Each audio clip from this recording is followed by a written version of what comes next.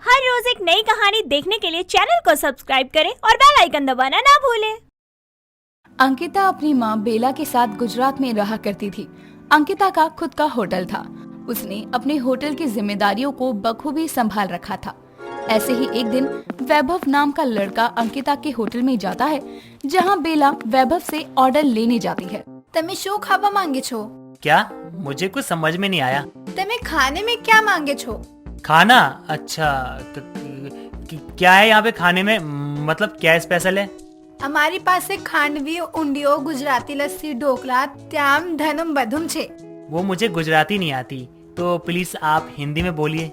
बेला वैभव से ऑर्डर ले रही थी, लेकिन गुजराती न आने की वजह से वैभव उसकी भाषा समझ नहीं पा रहा था। तो वहीं रिसेप्शन से ये सब अंकिता देख रही थी। अब क्या था, अंकिता वैभव के पास आती है और उससे कहती है, माँ बोल रही हैं कि खांडवी, ऊंधियो, गुजराती लस्सी, ढोकला के साथ और भी बहुत कुछ है खाने को। आपको जो चाहिए आप हमें बता सकते हैं। अंकिता देखने में खूबसूरत थी। ऐसा कह सकते हैं कि वैभव जब उसको देखता है तब वो उसको पहले ही नजर में पसंद कर लेता है, पर अंकिता उसकी तरफ देखते ही नहीं। अब क्या था, वैभव उसको अपना ऑर्डर दे देता है और हर रोज वो अंकिता के होटल में आया करता और उसके होटल से खाना खाता। पर ये सब कुछ अंकिता की माँ बेला नोटिस कर रही थी। ऐसे ही एक दिन वैभव फिर अंकिता के होटल में आता है, जहाँ अंकिता की माँ बेला उसके पास आती है और उससे कहती है, કેમ છો પુત્રો? मैं एकदम बढ़िया हूँ आंटी जी, आप बताओ। શું મજામાં છું। वैसे बेटा एक सवाल पूछना था। हाँ बोलिए ना आंटी जी। जे मैं गलत ना हूँ तो तुम मारी डीकरी को जेमा નથી? मतलब? डीकरा मैं जानू छू, तमे मारी डीकरी सरस लागे छे। बेला की बात सुनकर वैभव शर्मा जाता है, पर अब बेला का शक यकीन में बदल जाता है। देखो डीकरा, मारी डीकरी को मनाना बहुत मुश्किल छे, पर उसको साफ दिल वाला छोकरो जमे छे, इसलिए तू देख ले कैसे उसको मनाया जाएगा। बेला की बात सुनकर वैभव कुछ नहीं बोलता और वहाँ से चला जाता है और घर जाकर वो अपनी माँ को फोन करता है और बोलता है, माँ आज मैं आपको कुछ बताना चाहता हूँ। हाँ हाँ बताना बेटा, क्या बात है? माँ आप हमेशा कहती थी ना आपको आपके घर की बहू चाहिए। हाँ पर तू ऐसे क्यों बोल रहा है? माँ क्योंकि मुझे एक लड़की पसंद है और मैंने ना ठान लिया है कि मैं उससे शादी करूँगा। हाँ हाँ वो तो ठीक है, पर वो है कौन? माँ अभी मैं आपको ये नहीं बताऊंगा क्योंकि मैं सीधा आपसे मिलवाना चाहता हूँ उसे। इसलिए अब जब वो मेरे प्रपोजल को अपनाएगी उस दिन सीधा मैं आपके पास ही आऊँगा। इतना बोलकर वैभव कॉल काट देता है, जिसके बाद अब वो अंकिता को खुश करने के लिए हर वो तरकीब अपनाता है जो उससे हो पाती। इस तरह से अब समय गुजरता है। वैभव आज बहुत खुश था कि आखिर उसकी गर्लफ्रेंड अंकिता ने उसके प्रपोजल को एक्सेप्ट जो कर लिया था। अब वैभव खुशी खुशी अपने घर आता है और अपनी माँ को फोन करके बोलता है, माँ माँ माँ माँ आज मैं बहुत खुश हूँ माँ। मैंने आपको बताया था ना एक लड़की है जिससे मैं बहुत प्यार करता हूँ, बस उसकी हाँ के इंतजार में था मैं। आज उसने मुझे हाँ कर दिया है माँ। अरे बेटा, पिछले 1 महीने से बस तू मुझे यही बोल रहा है कि माँ एक लड़की है, एक लड़की है, पर अब तक तूने मुझे ना तो उस लड़की का नाम बताया है और ना ही उसकी जात। आखिर कौन है वो लड़की? माँ उस लड़की का नाम अंकिता है, वो यहीं गुजरात में रहती है। अक्सर मैं उसके यहाँ पे ही खाना खाता हूँ। आपको पता है उसको ना बहुत अच्छा खाना बनाना आता है। माँ जैसी बहू आपको चाहिए ना बिल्कुल वो वैसी ही है। क्या? अंकिता? इसका मतलब तू जिस लड़की से प्यार करता है वो गुजराती है?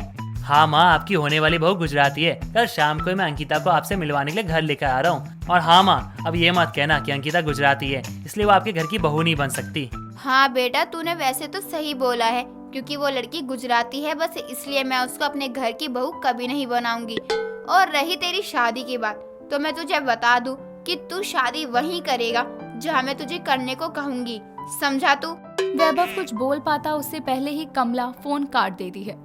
पर वैभव अंकिता से बेहद प्यार करता था, वो उसको छोड़ना नहीं चाहता था। बस इसीलिए वो उसके पास जाता है और गुजराती तौर तरीके के साथ वो उससे कोर्ट मैरिज भी कर लेता है। और अगले ही दिन वो अपनी पत्नी के साथ अपने घर आता है। अब जैसे ही वैभव अपने घर की डोर बेल बजाता है, वैसे ही उसके घर का दरवाजा खुलता है, जहाँ कमला अपने बेटे को शादी के कुर्ते में देखकर अपने बेटे से कहती है, बेटा तू इस तरह शादी के कुर्ते में क्यों है? क्योंकि माँ मैंने शादी कर ली है। इतना बोलकर वैभव अंकिता को अपने पीछे से अपने बगल में खड़ा करता है। अंकिता को भी शादी के लिबास में देखकर कमला अपना सर पकड़कर धरती पर बैठ जाती है और रोते हुए कहती है, हे भगवान, ना जाने मेरी किस्मत में क्या ही लिखा था। बेटा, इसको घर से बाहर कर। मैं इसको अपने घर की कभी बहू नहीं बनाऊंगी। पर माँ यही आपकी और इस घर की बहू है। पर मैं नहीं मानती इसको। बाहर कर। मैं इसको अपने घर में नहीं रहने दूंगी। माँ ये आप क्या कह रही हो? ये आपकी बहू है, बहू, और आप अपनी बहू को घर से नहीं निकाल सकती हो। केम छो માં हम जूनम चूम के तमे मने आपन वासो नाहिम। हाय हाय दैया, देखो तो कैसे गालियां बक रही है मुझे। ना जाने ये कौन सी गाली दे रही है मुझे गुजराती में। मैंने अपने बेटे के लिए ना जाने कौन कौन से सपने संजोए थे, पर इस कलमुही ने ना जाने मेरे बेटे पर कैसा जादू कर दिया है। હું ચુડેલા નથી માં। वैभव ने शादी कर ली है, ये बात पूरे मोहल्ले को पता चल जाती है। साथ ही पूरा मोहल्ला कोमल के घर के बाहर आता है। अपने घर के आगे भीड़ देखकर वैभव अपनी माँ से बोलता है, माँ देखो, अब पूरे मोहल्ले को पता चल गया है कि आपके बेटे ने शादी कर ली है, इसलिए अब आप हमें घर में आने दो, नहीं तो मैं अपनी पत्नी को लेकर जा रहा हूँ, कहीं दूर चला जाऊंगा हमेशा के लिए। वैभव कमला का इकलौता लड़का था, बस इसीलिए कमला अब ना चाहते हुए भी अंकिता को अपनाती है। समय गुजरता है। समय के साथ कमला अपनी बहू अंकिता से नफरत करती रहती है। कमला अपनी बहू को रसोई में घुसने तक नहीं देती थी, जिस वजह से अंकिता कभी भी अपने ससुराल में खाना नहीं बना पाती। और यही एक मौका देखकर कमला जानबूझकर सभी के सामने अपनी बहू की बुराइयां करती। इसी तरह से अब रोज कमला की पड़ोसन विमला उसके घर आती और वो अपनी बहू के तारीफों के पुल बांधा करती, पर कमला अपनी बहू की बुराइयां करते नहीं थकती। ऐसे ही एक दिन विमला के घर से काफी जोरों की आवाजें आ रही थी। उन आवाजों को सुनकर कमला विमला के घर की खिड़की से उसको देखती है, जहां वो पाती है कि विमला की बहू उसे मारकर घर से निकाल रही है। ये देखकर कमला को बहुत बुरा लगता है और वो खुद से कहती है, हे भगवान, विमला की बहू इतनी खराब निकलेगी मैंने कभी सपने में भी नहीं सोचा था। देखो तो जरा विमला कैसे अपनी बहू की तारीफों के पुल बांधा करती थी, पर यहाँ तो देखने से कुछ और ही लग रहा है। इसकी बहू ने तो इसको धोबी के कुत्ते के जैसा हाल बना दिया है। कमला खुद से ये बातें बोल ही रही थी कि तभी विमला रोते हुए अपने घर से बाहर निकल जाती है। पर विमला को इस तरह से रोता देखकर कमला उसके पास जाती है और उसको अपने घर ले जाती है, जहां अंकिता अपनी पड़ोसन की ऐसी हालत देखकर उससे कहती है, ये क्या हो गया काकी जी को? बहू, ये मेरी बहुत ही अच्छी दोस्त है, जा जाकर इसके लिए कुछ खाने को ले आ। आज पहली बार कमला ने अंकिता से इतने प्यार से बात की थी। अब क्या था, अंकिता आज कई दिनों बाद रसोई में जाती है, जहां वो अपनी पड़ोसन सास के लिए पकवान बना कर लाती है और उसे खिलाती है।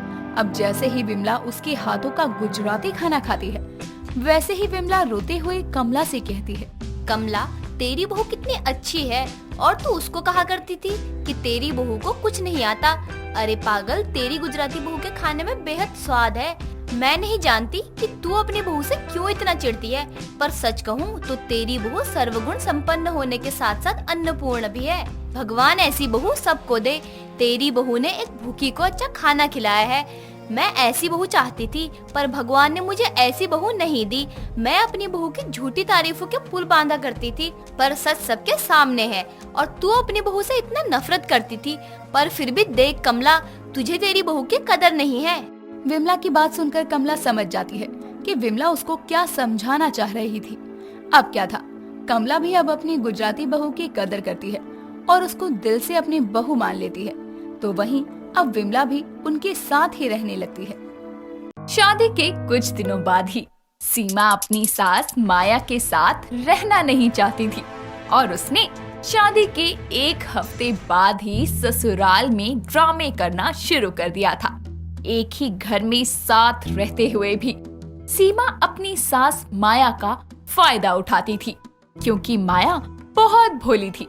इस वजह से वो अपनी बहू की चालाकियों को समझ नहीं पाती थी।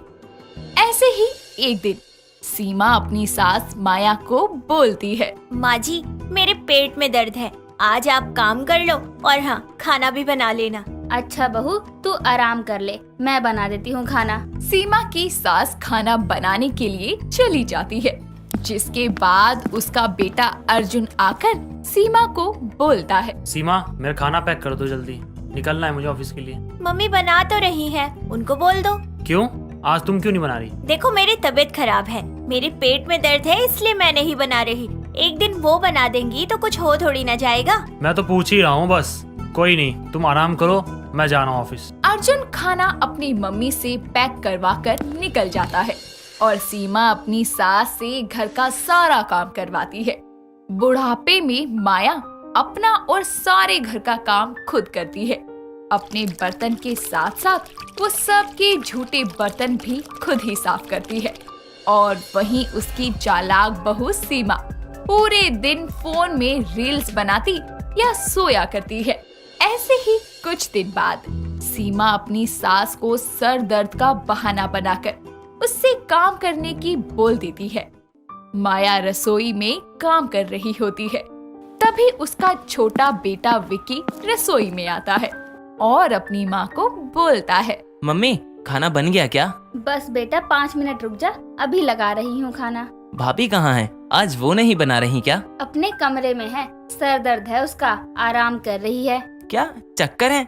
कभी सर दर्द, कभी कमर दर्द, तो कभी पेट दर्द। चलो ठीक है, आप खाना टेबल पर रख देना, मैं हाथ मुंह धोकर आता हूँ। विकी हाथ मुंह धोकर खाना खाने के लिए बैठ जाता है और खाना खाकर अपनी भाभी के कमरे में जाता है तो अपनी भाभी को रील्स बनाते हुए देखता है और तभी वो थोड़े बेरुखे लहजे में बोलता है, भाभी तुम्हारे तो सर दर्द हो रहा था और अब रील्स बना रही हो, लेकिन खाना नहीं बन रहा था तुमसे। ओ अच्छा, माँ के सिखाए पर चल रहे हो। लगता है सासू माँ ने सबको सिखा पढ़ा कर भेजा है। मम्मी ने कुछ नहीं बोला मुझे, तुम खुद भी कुछ कर लिया करो। अरे काम करके फोन चला लो, कोई कुछ बोलेगा थोड़ी। तो माँ जी भी तो सारा दिन खाली बैठी रहती है, थोड़ा काम कर लेंगी तो क्या हो जाएगा। इस उम्र में अगर ऐसे ही बैठी रही ना तो उनके हाथ पैर जाम हो जाएंगे। और वो इतनी भी बड़ी उम्र की नहीं हो गई हैं कि थोड़ा बहुत काम कर लेंगी तो उनकी तबीयत खराब हो जाएगी। सामने वाली पड़ोसन मनीषा अपनी खिड़की से सब देखती रहती है और साथ वाली पड़ोसन कमला को अपनी छत से माया के घर की सारी बातें बताते हुए बोलती है, माया की बहू जब से आई है तब से कोई काम नहीं करती। रोजपति के जाने के बाद बेचारी अपनी भोली सास माया से काम करवाती है। बेचारी सीधी सादी सी है माया, उसका पूरा फायदा उठाती है ये चालाक बहू। हाँ, बड़ी चालाक बहू है माया की। और क्या, अरे बेचारी अपने कपड़े भी खुद धोती है और बहू दिन भर घर में पड़ी रहती है। बस पति तो गुलाम है अपनी बीवी का, तो कुछ बोलता ही नहीं। अरे आजकल तो पता नहीं कैसी कैसी बहुएं आ रही हैं। न जाने हमारी बहू कैसी आएगी। कुछ बात बेटे पर भी डिपेंड करती है। पता नहीं कैसा जमाना आ गया है। चलो मैं काम कराऊं, सारा काम पड़ा हुआ है। ऐसे ही दिन गुजरता है। रात से माया अपने कमरे में आराम कर रही होती है और सुबह तक उसकी नींद नहीं खुलती। तभी सीमा उसके कमरे में जाकर बोलती है, मम्मी जी सुबह हो गई है, आप उठी नहीं अभी तक। वैसे तो आप रोज उठ जाती हैं। देखो ना, सारा घर फैला हुआ है, आपने कोई काम नहीं किया। रोज तो इस वक्त तक आप सारा काम कर लेती हैं। बहू मेरी तबीयत ठीक नहीं लग रही। सब समझती हूँ मैं, आपके ये काम ना करने के बहाने। आने दो आज आप अपने बेटे को, फिर बताऊंगी मैं कि कैसे आप सारा दिन महारानी की तरह बस हुक्म चलाती हैं और सारा काम मुझसे करवाती हैं। बहू थोड़ी नौकरानी लेकर आई है ना आप तो शादी करके। सीमा की आवाज सुनकर वहाँ विक्की आता है और अपनी भाभी को अपनी माँ पर ऐसे चिल्लाता देखकर बोलता है, क्या हो गया? क्या बोले जा रही हो भाभी? और मम्मी काम करती तो हैं। वैसे भी तुम इस घर की बहू हो, तुम्हारा फर्ज है सास की सेवा करना, लेकिन तुम तो सास से ही सेवा करवाती रहती हो। ओ माँ के चमचे, कम बोला कर समझा। भाभी हूँ मैं तेरी, कम ही बोला करो मेरे आगे, वरना तुम्हारे भैया को बता दूंगी ना तो फिर तुम्हारा बुरा हाल हो जाएगा। जब देखो अपनी माँ का सिखाया ही बोलता रहता है। ज्यादा बोलने की जरूरत नहीं है, भाभी होंगी आप अपनी जगह, मेरी माँ को कुछ बोलने की जरूरत नहीं है। घर में बहू तुम हो तो तुम ही बनाओगी खाना। ज्यादा भोली सास मिली है तुमको तो उसका फायदा मत उठाओ। मैं तो नहीं बनाऊंगी, कर लो जो करना है। और कहाँ से भोली है ये, एक नंबर की चुगलखोर सास है। भाभी हाथ उठ जाएगा मेरा अगर मेरी माँ के लिए कुछ बोला तो। ये नहीं देखूंगा मैं कि तुम बड़ी हो और मेरी भाभी हो। सीमा मारने के लिए झाड़ू उठाती है और माया उसे रोकते हुए बोलती है, मत लड़ो बेटा, लोग तमाशा देख रहे हैं, लोगों के सामने तो घर की पोल पट्टी मत खोलो, लोग मजे लेते हैं दूसरों के घर में हो रहे तमाशे को देखकर। विक्की चल बेटा अपने कमरे में चल। आज तो माँ ने रोक लिया, और आगे से ये बात याद रखना कि तुम जो आज मेरी माँ के साथ कर रही हो, किसी दिन तुम्हारी माँ के साथ भी वही होगा, तब तुम्हें पता चलेगा। घर में लड़ाई रोकने के लिए माया अपने बेटे को कमरे में ले जाती है और सामने पड़ोस की औरत वहाँ खड़ी खड़ी लड़ाई देखती रहती है। सीमा गुस्से में झाड़ू फेंक कर अपने कमरे में चली जाती है और शाम को अपने पति के आते ही उसके कान भर देती है। सुनो जी, मैं नहीं रहूंगी अब इस घर में। तुम्हें रहना है तो रहते रहो, मैं तुम्हारी माँ के साथ एक और दिन नहीं रह सकती। मुझे मेरी माँ के घर जाना है। क्या हुआ? ऐसी क्या बात हो गई घर छोड़ के जाने वाली? तुम्हारी माँ सारा दिन तुम्हारे भाई के कान भरती है और वो नवाब बनकर मुझ पर हुक्म चला रहा था आज। मैं उसे समझा दूंगा। इतना बोला कैसे आखिर वो? और अगर तुमको ज्यादा परेशानी हो रही है तो तुम और मैं कहीं और चल के रहते हैं। अच्छा, हम ऐसे क्यों जाएंगे? अपना हिस्सा लेकर जाएंगे। मैं किसी भी कीमत पर अपना हिस्सा नहीं छोड़ूंगी। बोल देना अपनी माँ और भाई से कि कल से अपना खाना अलग बनाए और मैं अपना अलग बनाऊंगी। मुझे उन दोनों से कोई मतलब नहीं है। हाँ ठीक है, मैं बोल दूंगा उनको। अर्जुन अपनी माँ को अपनी बीवी की बोली बातें बताने चला जाता है और खिड़की से सब सुन रही मनीषा पड़ोसन साथ वाली कमला को सारी बातें बताती हुई बोलती है। आज तो बहुत तेज लड़ाई हो रही थी। देवर भाभी को बोलने आया होगा कि माँ की तबीयत खराब है, काम कर लिया करो, बस इसलिए उससे लड़ने लग गई होगी। मुझे तो माया की बहू ना एक नजर नहीं भाती। इतनी गंदी सी है वो और इतना बनती है। वो तो माया भोली है, उसे अपनी बहू की चालाकियाँ समझ में नहीं आती। हाँ, झाड़ू उठा ली थी देवर को मारने के लिए, तभी माया ले गई उसे। पड़ोसन इनके घर के झगड़ों को अपनी चर्चा का विषय बनाकर खूब मजे लेती रहती है। ऐसे ही वक्त के साथ सीमा एक घर के 2 हिस्से कर देती है। अच्छी खासी फैमिली उसके आते ही खराब होने लगती है। ऐसे ही दिन गुजरने लगते हैं और सीमा अपना काम खुद करने लगती है। एक शाम सीमा बेड पर लेटी रहती है और दूसरी तरफ बेचारी माया अपना और अपने बेटे का खाना खुद ही बनाती और काम भी खुद ही करती। शाम को जब अर्जुन घर आकर देखता है तो पूरा घर फैला हुआ होता है और ये देखकर अर्जुन बोलता है, जान क्या हो गया? घर फैला हुआ है, तबीयत तो ठीक है ना? तबीयत ठीक नहीं है मेरी। खाना बना लिया तुमने? कुछ नहीं बनाया, आप बना लो। खाना बाहर से मंगवा लेता हूँ और बाकी के जो घर फैला हुआ है और बर्तन पड़े हुए हैं ये मैं कर लेता हूँ। क्यों? बाहर से क्यों मंगवाना है? पता है कितना महंगा पड़ेगा। अपनी माँ से बोल दो, वो बना देंगी। एक दिन तो अपने बेटे के लिए खाना बना ही सकती है, तुम भी उनकी सगी औलाद हो। हाँ जाता हूँ। माँ खाना बना दो हमारे लिए भी आज, वो सीमा की तबीयत ठीक नहीं है। भाई माँ क्यों बनाएंगी? अब अपना अपना बनाओ, होटल तो खुला है, वहाँ से मंगा लो। माँ नहीं बनाएंगी कोई खाना किसी के लिए भी। अपने भाई की बात सुनकर अर्जुन अपने कमरे में आकर बाहर से ऑनलाइन खाना मंगवा लेता है और खाना खाने से पहले सारे घर का काम खत्म करके नहा के बैठ जाता है और तब तक खाना भी आ जाता है।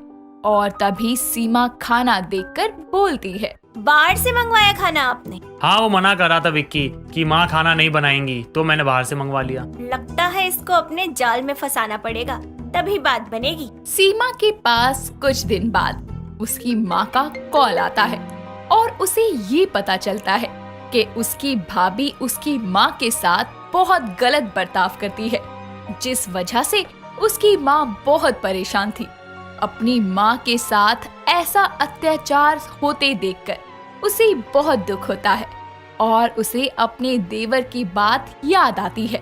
अपनी माँ से बात करने के बाद वो कॉल कट करके अपनी सास से माफी मांगने जाती है और बोलती है, मम्मी जी मुझे माफ कर दो, मैंने बहुत बड़ी गलती कर दी। आपके भोलेपन का बहुत फायदा उठाया और आपको बहुत सताया, जबकि मुझसे भूल हो गई कि आप भी तो मेरी माँ है। जब मेरी माँ पर ये बीती तो मुझे एहसास हुआ कि आपको कितना बुरा लगता होगा। मुझे माफ कर दो। बहू, तुझे तेरी गलती का एहसास हो गया, यही काफी है, कोई बात नहीं। और देवर जी आप भी कब तक ऐसे गुब्बारे की तरह मुंह फुलाकर रखेंगे? माँ जी बोलो ना इनसे कि मुझसे बात कर ले।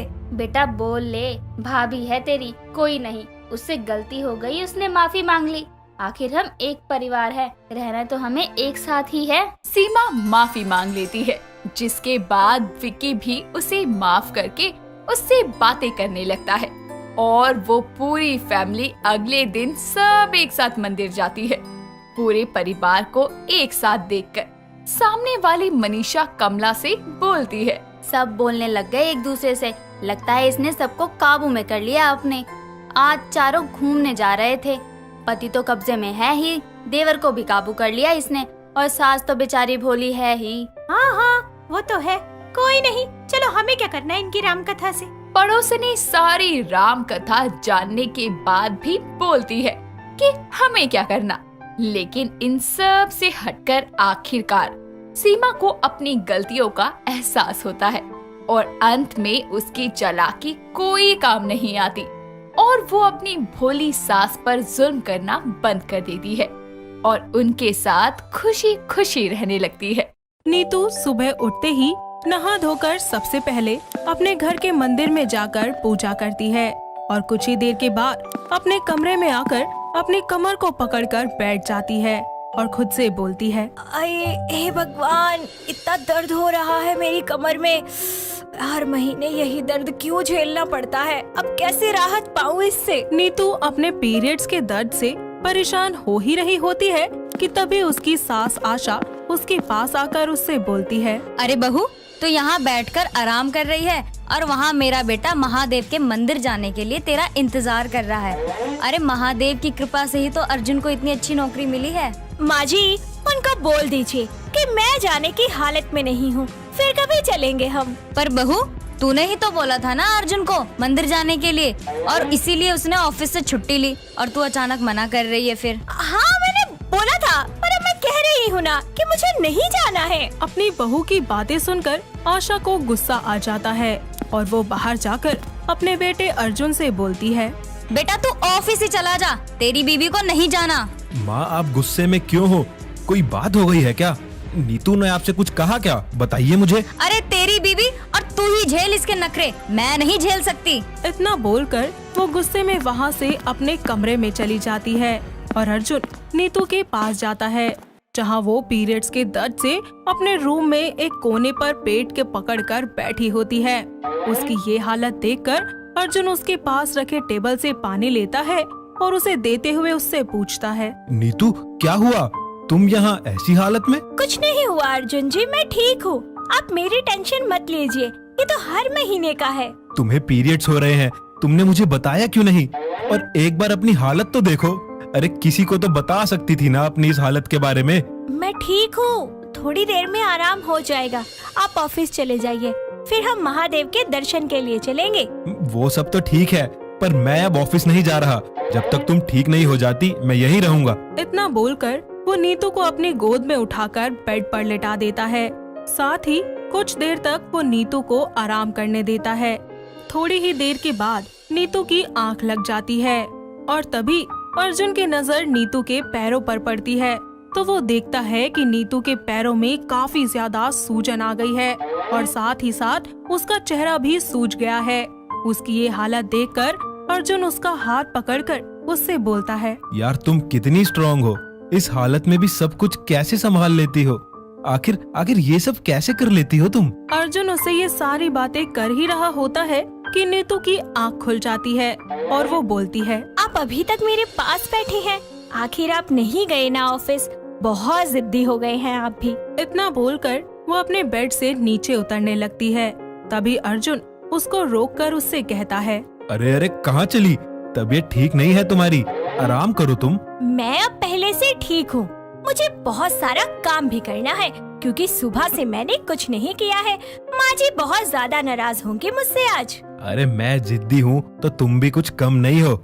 एक बार अपने पैरों को तो देखो, कितने सूज गए हैं। और आज सुबह दर्द से तड़प रही थी, तुम भूल गई? इसलिए जब तक तुम्हारे पीरियड्स खत्म नहीं हो जाते तुम घर पर ही रहोगी और कोई काम नहीं करोगी। मैंने बोल दिया तो बस बोल दिया, अब मुझे कुछ नहीं सुनना। पर घर का इतना सारा काम है, वो कौन करेगा? अरे मैं हूँ ना, मैं करूँगा। और अब तुम्हें मेरी कसम है, अगर तुमने कुछ भी काम किया तो समझी, मैं हूँ, मैं करूँगा तुम्हारे सारे काम। इतना बोलकर वो उसके माथे पर किस करता है और किचन में जाकर सभी के लिए चाय बना लेता है। ऐसे में वो अपनी माँ को चाय देता है तो उसकी माँ उससे बोलती है। क्या बात है बेटा, आज शाम की चाय तू बना कर लाया है और वो महारानी कहाँ है, उसे क्या हुआ? माँ आप पहले शांत हो जाओ और आज आप मेरे हाथों की चाय पियो, क्योंकि अभी कुछ दिन आपको मेरे ही हाथों का खाना भी खाना पड़ेगा। क्यों, उस महारानी के हाथ पैर टूट गए हैं क्या? नहीं माँ, उसको पीरियड्स हो रहे हैं और आपको पता है ना ऐसे में लड़कियों को कितनी प्रॉब्लम होती है। ऊपर से नीतू की पूरी बॉडी में पेन हो रहा है, साथ ही साथ उसके पैरों और फेस पर भी सूजन आ रही है। तो ये बात है, इसीलिए तो तू जोरू का गुलाम बन चुका है। जो तेरी बीवी बोलती है वही करता रहता है। माँ उसने मुझे कुछ नहीं बोला, वो तो इस हालत में भी सारा काम करने को तैयार है। मैंने ही उसको मना किया है। अरे तेरी बीवी इकलौती नहीं है जिसको पीरियड्स हुए हैं, सबको होते हैं, मुझे भी होते हैं। पर ऐसी हालत में मैं घर का सारा काम खुद अकेले ही करती थी और हमारी मदद करने वाला कोई नहीं होता था। पर तेरी बीवी के तो अलग ही नखरे हैं, जो तेरे साथ साथ मुझे भी झेलने पड़ते हैं। अपनी माँ की बातें सुनकर अर्जुन वहाँ से चला जाता है और अगले दिन भी अर्जुन ऑफिस से छुट्टी ले लेता है, जिस पर नीतू उससे लड़ते हुए कहती है। अरे आप आज भी ऑफ पर हैं? मैंने बोला तो था आपसे कि मैं ठीक हूँ। अरे बाबा अगर ठीक हो तो ये हाथ पैर क्यों सूज रहे हैं और ये पीली क्यों पड़ती जा रही हो? अरे इतना पेन हो रहा है, बताओ मुझे।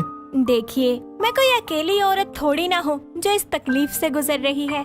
मेरी जैसी हर औरत को, इवन दुनिया की हर एक औरत को इस तकलीफ से गुजरना ही पड़ता है।